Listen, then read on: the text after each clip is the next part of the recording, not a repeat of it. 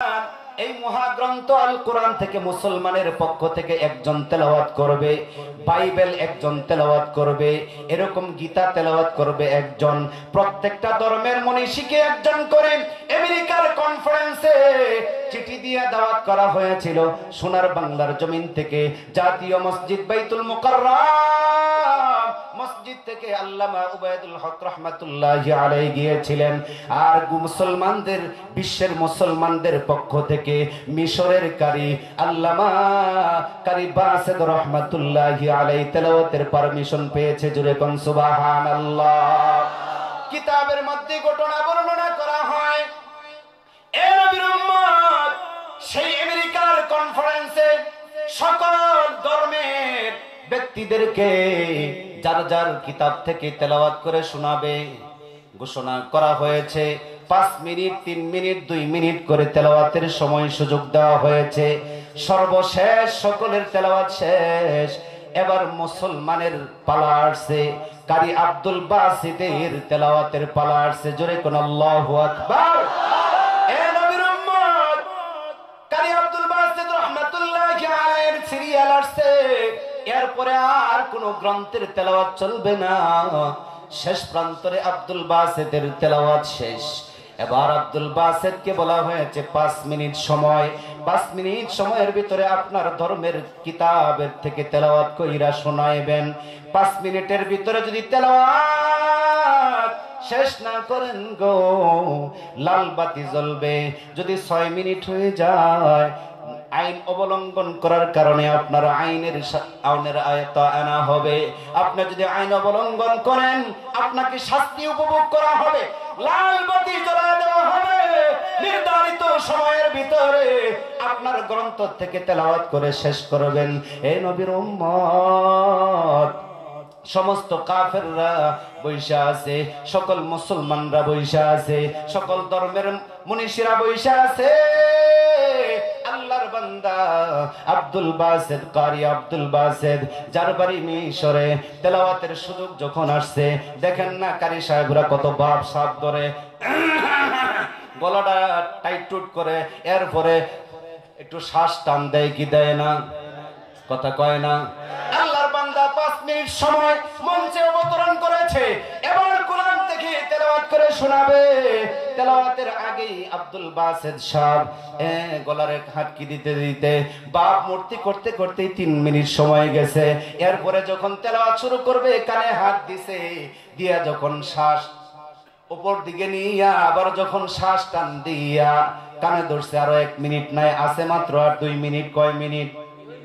জোরে কোন। 2 মিনিট সময় আছে।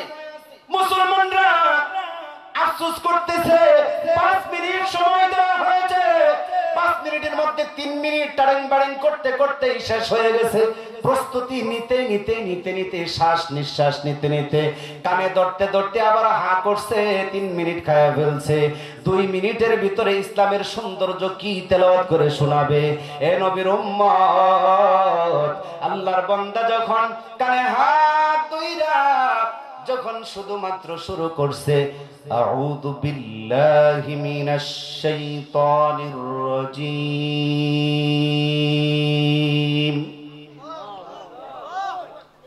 এই আল্লাহু আকবারের আওয়াজ এতটুকু।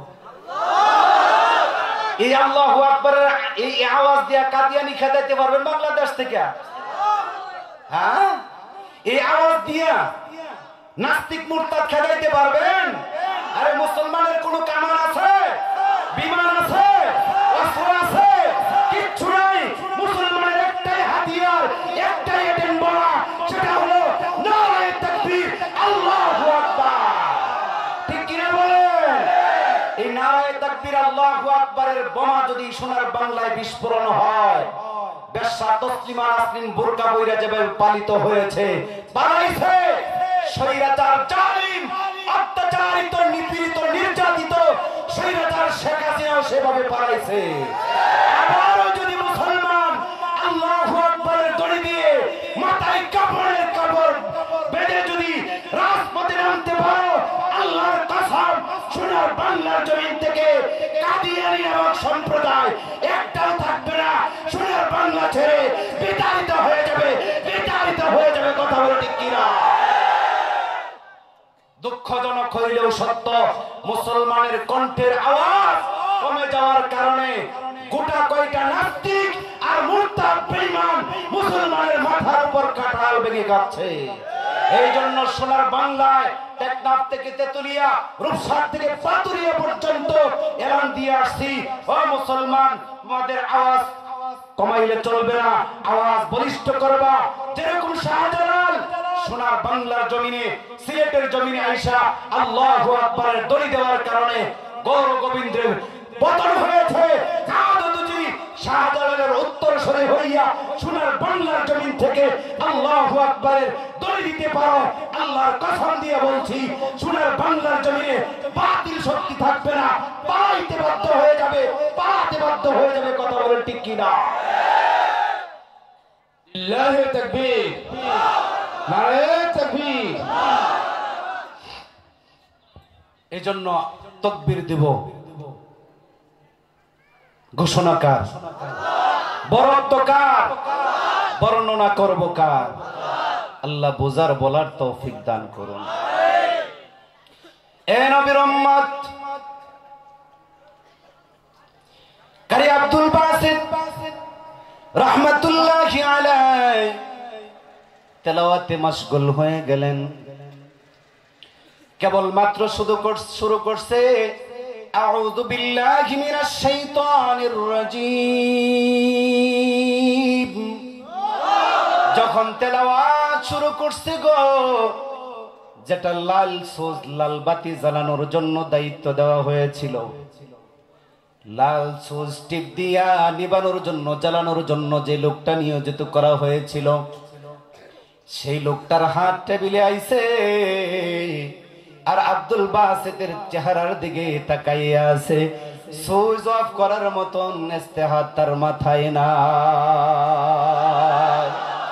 আর যারা নাম্বার দেওয়ার জন্য বসছে, যারা লিখবে, যারা বিচারক বসছে, বিচারক মন্ডলী, তাদের হাতের কলমটা টেবিলের উপর রাইখা হুজুর যেমনে গালের মধ্যে হাত দিয়া আপনাদের দিকে তাকাইয়া আছে গো, বিচারক মন্ডলী গুলি কলম গুলা রাইখা আব্দুল বাসিতের মুখের দিকে তাকাইছে, কলম আর ধরার সময় পায় নাই।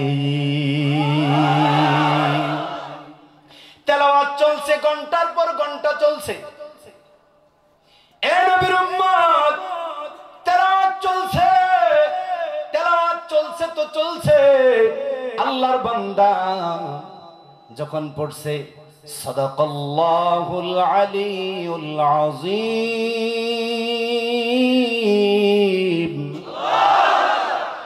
বিচারক মণ্ডলী যারা ছিল তারা মনে করছে 2 মিনিট সময় আছে, তেলাওয়াত আর মোল্লা কি পড়ছে, তাকায়া দেখে না, কোথায় 2 মিনিট আর 3 মিনিট।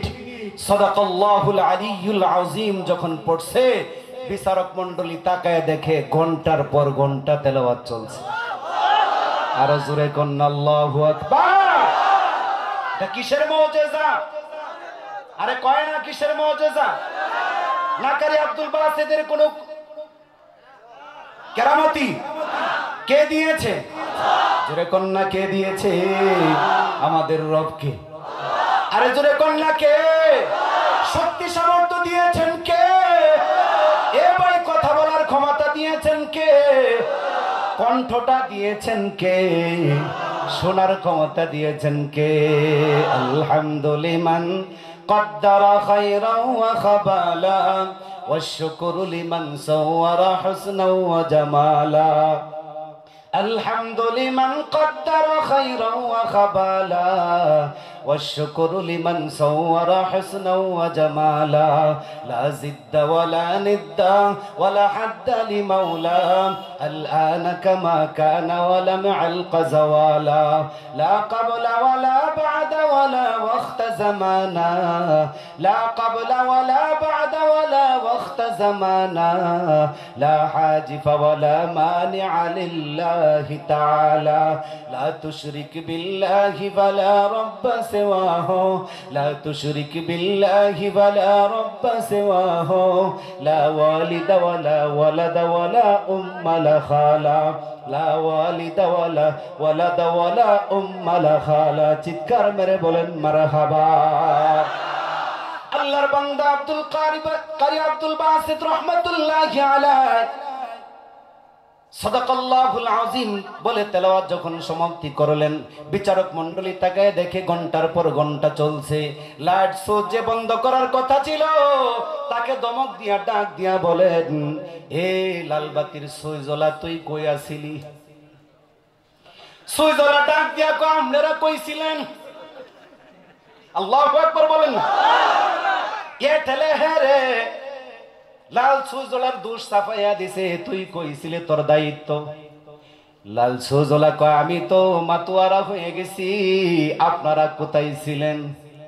আল্লাহু আকবার। এ নবীর উম্মত, বিচারক মণ্ডলীরা আর কিছু বলার সাহস রাখে না। বাতিওয়ালা ডাক দিয়া কয়, আমিও নাই আপনারাও নাই, দোষ আমাদের নয়, যে তেলাওয়াত কইরা শুনাইছে সম্পূর্ণ দোষ তার। ওই কনফারেন্সে 80 জন যুবক জুড়ে কোন আল্লাহু আকবার।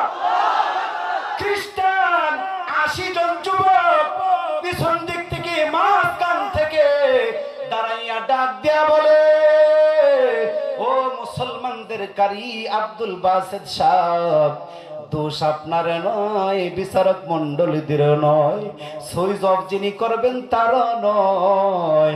আপনার কণ্ঠে সুমধুর তেলাওয়াত শুইনা আমাদের দিল চেঞ্জ হয়ে গেছে। ও কারি আব্দুল বাসিত সাহেব, তেলাওয়াত বন্ধ কইরেন না। আব্দুল বাসিত রাহমাতুল্লাহি আলাইহি ডাক দিয়া বলেন, আমার সময় শেষ, আমি আর তেলাওয়াত করতে পারবো না। 80 জন খ্রিস্টান যুবক ডাক দিয়া বলেন, ও মুসলমানদের নেতা, ও মুসলমানদের কারি সাহেব, মাঠ ছাইরা মন ছাইরা যায়েন না, যাওয়ার আগে হাতটা বাড়াইয়া দেন, আপনার হাতে হাত রাইখা আল্লাহর কালাম শুইনা, আল্লাহর গ্রন্থ শুইনা কালিমা পইরা এই মুহূর্তে মুসলমান হয়ে যাই। এ নবীর উম্মত, ইতিহাস আদৌ শোনার অক্ষরে সংরক্ষিত। আল্লাহ তাআলা ডাক দিয়া বলবেন, ও জান্নাতি বান্দা, ও জান্নাতি বান্দি, দুনিয়ার জমিনে আব্দুল বাসিত, আব্দুল করিম, আব্দুল সত্তার, মাহমুদুল হাসান মাহমুদি, রেজাউল করিম মাহমুদির কণ্ঠে তেলাওয়াত শুনাই তুই মাতুয়ারা হয়ে গেছিলি। আমি আল্লাহ তাআলা আমার কোরআন নাজিল করেছিলাম, এ বান্দারা আমার কণ্ঠে আমার কোরআন তেলাওয়াত শুনবেনি। সকল জান্নাতীরা ডাক দিয়া বলবে, ও মালিক, আপনার জবান থেকে আমরা তেলাওয়াত শুনতে রাজি। এ নবীর উম্মত, আমার আল্লাহ তাআলা সকল জান্নাতীদেরকে এই সূরাতুর রহমান সেই দিন জান্নাতের সকল বান্দা বান্দীদেরকে দারুস সালামের মাঠে তেলাওয়াত কইরা শোনাবে। এবার শুনেন মজার ঘটনা। খারাপ লাগতেছে? ছাইরা যাই। কালকে মাহফিল আছে বগুড়া, চলবে? কতক্ষণ? হ্যাঁ, সারা রাত ওয়াজ করতে করতে হুজুর আমরাও মারি আলাম, আমরা মরে যাবো, নিয়ত করে বসি মাদ্রাসা মসজিদ একটা টেহা দিতাম না। আছে না নাই? আছে না নাই? এরকম বহু জায়গা আছে। কালেকশনের কথা শুনলেই না ফাঁসার তলতে জুতা টলে মেলা করে। আছে না নাই? এটা শিখছে তার বাহের কাছ থেকে। কারণ কালেকশন শুরু হইলে তার বাবু এরকম ফুটকি তলতে জুতা লয়ে যাইতো, হুজুর এটা করতে এই যে মেলা দিছে কোনো খবর নাই, ঠিক কিনা? যায় সাইরা দরজার মধ্যে ডাকতেছে, কুলসুমের মা দরজা খুল। কুলসুমের মা কইল, হুজুর চিল্লায়া গলা ভাঙ গেলাইতেছে মাহফিলে, আপনি যায়া বললেন। কুলসুমের বাপে ডাক দেয়া কইল, এটা ওয়াজ না, এটা কালেকশন। কিশোর কালেকশন। আমি হইছি চালাক, দিয়েছি ব্যক্তিরে তালাক। আছে না নাই? আচ্ছা, এই যে বাপে যায় যে বলতেছে এটা ওয়াজ না কালেকশন, আমি হইছি চালাক, দিয়েছি ব্যক্তিরে তালাক। ঘরের যে সন্তানগুলি আছে শুনছে কি শুনে নাই? শুনছে কি শুনে নাই? ওই সন্তানগুলি মাহফিলে আসলে বাপের মতোই তো জুতাগুলা লিয়ারে রেডি, ঠিক কিনা? কিন্তু এরকম কুলসুমের ভাই আসেনি না, কেউ নাই। কথাগুলো ডিজিটাল করবো না, গভীর মনোযোগ, মজার বিষয়গুলাই চলে আসছি, আলোচনাও আমি গুছায় আনতেছি, চলে যাও। আমি এতক্ষণ কথা বলতে পারবো আল্লাহকে সাক্ষী রেখে বলছি, আল্লাহর কসম এতক্ষণ কথা বলতে পারবো এতটুকুন সাহস আমার ভিতরে ছিল না। আমার বন্ধুবর, আপনাদের সম্মানিত শিক্ষক এবং ইমাম, আমার বন্ধুবর হাফেজ মাওলানা মিজানুর রহমান দাওয়াত করেছে। 3টা বছর ধরে আমাকে এখানে আনার জন্য আমার পিছনে ঘুরতেছে, কিন্তু ভাগ্যের নির্মম পরিহাস, শিডিউল মিলে না, আসতে পারি নাই। এই বছর আগে ভাগেই কেমনে কেমনে এই তারিখটা নিছে, যার কারণে আল্লাহ তাআলা আজকে আপনাদের মাঝে হাজির করে দিয়েছে। আলহামদুলিল্লাহ বলেন। এরপরেও বন্ধুর মাহফিলে আসছি, 3 দিন আগে থেকে ঠান্ডা জ্বরে বিছানা থেকে উঠতে পারি না। এখানে আসার পরেও কতক্ষণ কাটছি, আল্লাহর কি মেহেরবানি রে, একটা কাশিও এখন পর্যন্ত বয়ানে আসে নাই। মেহেরবানি কার? এ নবীর উম্মত, গভীর মনোযোগ, গভীর মনোযোগ। আমার আল্লাহ তাআলা ডাক দেয়া বলেন, আমার কণ্ঠে তেলাওয়াত শুনতে রাজিনি। সকল জান্নাতীরা ডাক দেয়া বলবেন, মালিক আপনার তেলাওয়াত শুনতে রাজি। আমার আল্লাহ তাআলা সকল জান্নাতীদেরকে সেই দিন সূরাতুর রহমান তেলাওয়াত করে শোনাবে। আমরা পড়ি আর রহমান, আল্লাহ তাআলা একটা শব্দ বাড়ায়া বলবেন, আল্লাহু আকবার বলেন, জোরে বলেন আল্লাহু আকবার।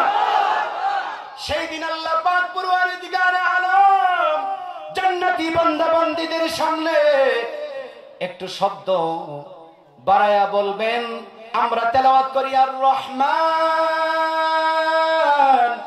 আল্লামাল কুরআন খলাকাল ইনসান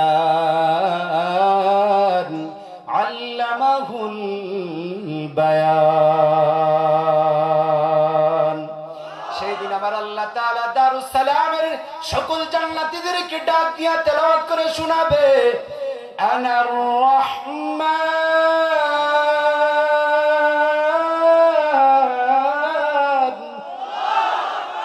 উঠছেন কেন? হ্যালো চাচা, এই যে এদিকে তাকান, ওই ভাই উঠছেন কেন? আয় করবেন এবার। মাহফিল থেকে উঠতে যাওয়ার কিছু আদব আছে। আমি তো ডিজিটাল করতে চাই না কথাগুলো, আপনারাই তো করাইতেছেন পরিবেশে। খারাপ লাগতেছে?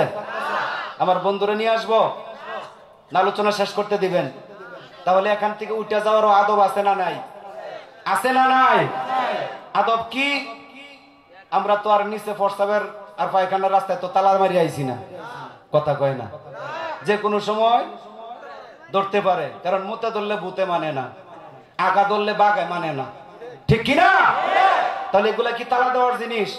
যে কোনো সময় জরুরত হতেই পারে। তবে এখান থেকে উঠে গেলে একটা আদব আছে, যে আদবটা দারুস সালাম মাদ্রাসার নুরানি ছাত্রদেরকে শিক্ষা দিছে হুজুররা। কি? প্রস্তাবে ধরলে 1 আঙ্গুল। কয় আঙ্গুল? এটা শুধুমাত্র 2টা জায়গায় শিক্ষা দেওয়া হয়। একটা হলো দারুস সালাম মাদ্রাসা, আর একটা হলো চলতি ফিরতি মাদ্রাসা, যেটার নাম দাওয়াতে তোর, কথা কয় না, ঠিক কি না? প্রস্তাব ধরলে কয় আঙ্গুল? পায়খানা ধরলে কয় আঙ্গুল? 3 আঙ্গুল। প্রস্তাব যদি ধরে 1 আঙ্গুল তুইলা যদি দেখান, তাহলে হুজুর আমি এখানে যারা স্টেজে আছে সবাই বুঝবো এই লোকটার জোরতে ধরছে, প্রস্তাব সাইরা আবার আসবে।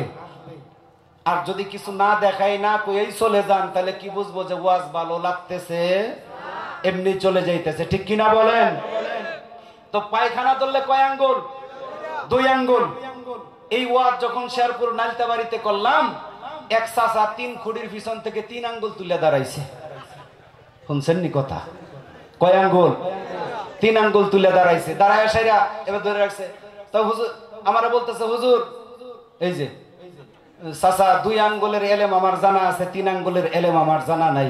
চাচা ডাক দেয়া কল, হুজুর আপনার কাছে না থাকলে কি আমার কাছে জানা আছে। কত বড় মুফতি সাহেব! চিন্তা করছেন নি? তখন সারা বাংলাদেশ যেহেতু ঘুরি সফর করান, এরকম শ্রোতা যদি পাওয়াই যায় 3 আঙ্গুলের, তাহলে এই 3 আঙ্গুলের ইলম জানা দরকার আছে না নাই? আছে না নাই? চাচারা জিজ্ঞাসা করলাম, চাচা 2 আঙ্গুলের ইলম আমার জানা আছে, 3 আঙ্গুলের ইলম আমার জানা নাই। বলে স্যার হুজুর আপনার কাছে না থাকলেও আমার কাছে আছে। চাচারা অনুমতি দিলাম, চাচা 3 আঙ্গুলের ইলম তাহলে আপনার কাছ থেকে আজকে শিখি, আপনি বলেন আমি শুনি। চাচা খুঁটির পিছন থেকে ডাক দিয়া বলেন, হুজুর 1 আঙ্গুলে প্রস্রাব, 2 আঙ্গুলে পায়খানা, 3 আঙ্গুলে বাড়ি জাঙ্গা রাইতাম না। শুনছেন নি কথা? 1 আঙ্গুলে